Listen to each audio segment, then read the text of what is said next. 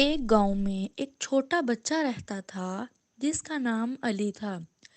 علی بہت محنتی اور ایماندار تھا، لیکن وہ گھر اکثر پریشانیوں میں گھرا رہتا تھا۔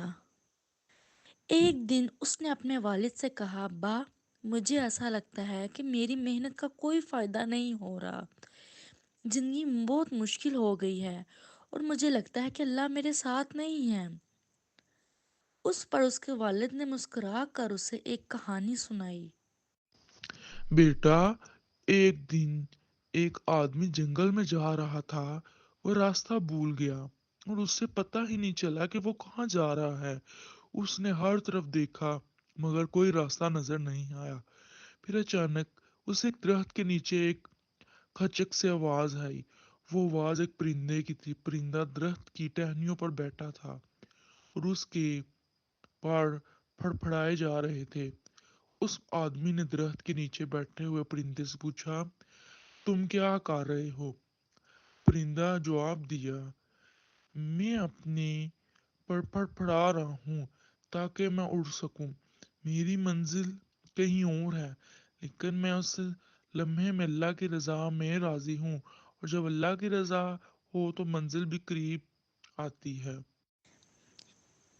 یہ سن کر وہ آدمی سمجھ گیا کہ اللہ پر یقین رکھنا ہر مشکل کے بعد آسانی کی طرف قدم بڑھانا ضروری ہے۔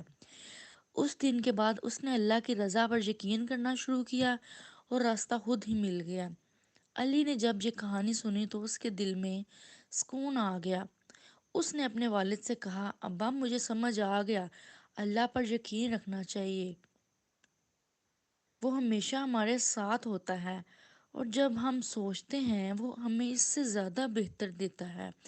ہمیں کبھی بھی زندگی میں ہار نہیں ماننی چاہیے، کیونکہ ہمیشہ اللہ تعالیٰ ہمارے ساتھ ہے، اور جب ہم ہار مان لیتے ہیں زندگی میں تو اللہ تعالیٰ ہمیں ضرور اس کا صلہ دیتا ہے۔